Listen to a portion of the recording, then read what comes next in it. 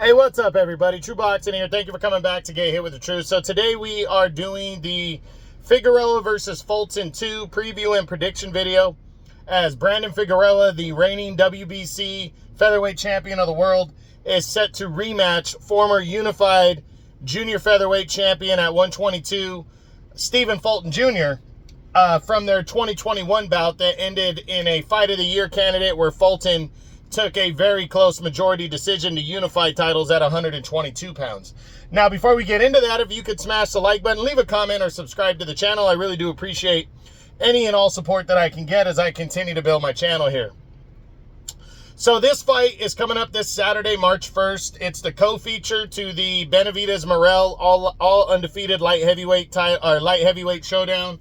That's the main event of the Amazon Prime pay-per-view card. And this is a very, very enticing co-feature right here. I'm really looking forward to seeing it. This is Figueroa. It's his first defense at featherweight since moving up. And he's taken on Stephen Fulton, who, is just 2 fights removed from being destroyed against Naoya Inoue. I mean, a lot has happened in the over 3 years since these two guys collided. I mean, it's going to be between 3 and 3.5 years since they fought in November of 2021. And again, that fight ended in a close majority decision. But Brandon Figueroa felt he won that fight. And he also felt like the weight had to do with him not getting the victory, or the fight being close enough for them to call it for Fulton. Because, Figueroa said going into that fight that it might be his last fight at 122, and it was. But he was really burned that he lost the fight, that he didn't get the decision. He thought he won. He firmly thought he won. And he actually asked for Fulton to move up to 126 and fight him in a rematch. But Fulton was the unified champ after defeating Brandon Figueroa, and he said, no, if we fight right now, we're fighting here because I'm the champion right here. So, Figueroa could have done that, but he really felt the weight was significant. So he stayed at featherweight and has won, 3 fights since. But now they come into this fight, and Fulton, since that fight, has fought 3 times, defeating Daniel Roman to cement his place as the #1 guy at 122. But then he got destroyed against Naoya Inoue, who moved up to 122. And knocked him out, handing him his first loss.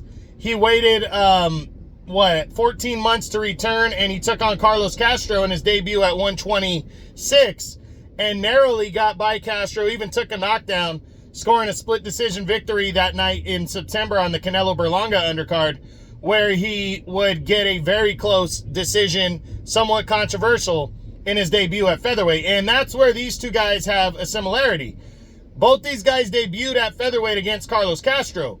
Figueroa knocked him out. Fulton struggled. But see, there's a big difference. In the 2 years in between their fights, Castro was also making his debut at featherweight against Figueroa that night. So it's a big matchup with a lot of moving pieces. It's a big rematch.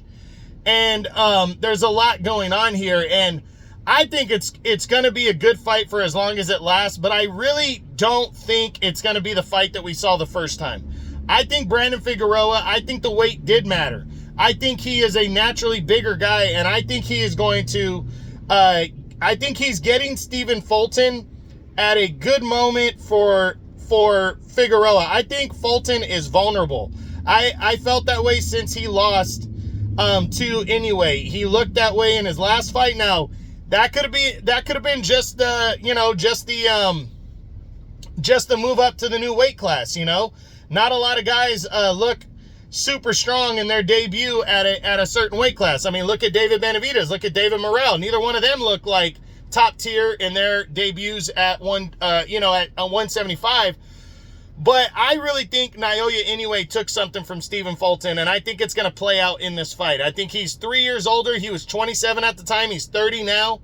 And I think Brandon Figueroa being a bigger man, I just think Fulton needed more time to fill out this weight. He needed a better confidence-building performance than the one against Carlos Castro.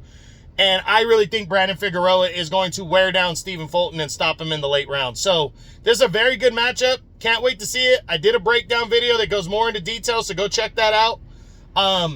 But this is the Figueroa versus Fulton 2 preview and prediction. I really do think Stephen Fulton can pull off the win again, but he's going to have to dig deep and fight the perfect fight.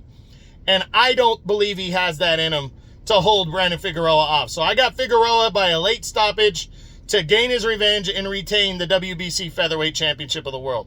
So again, I hope you enjoyed the video. If you did, smash the like button, leave a comment, or subscribe to the channel. I appreciate any and all support. This is True Boxing, and you've been hit with the truth.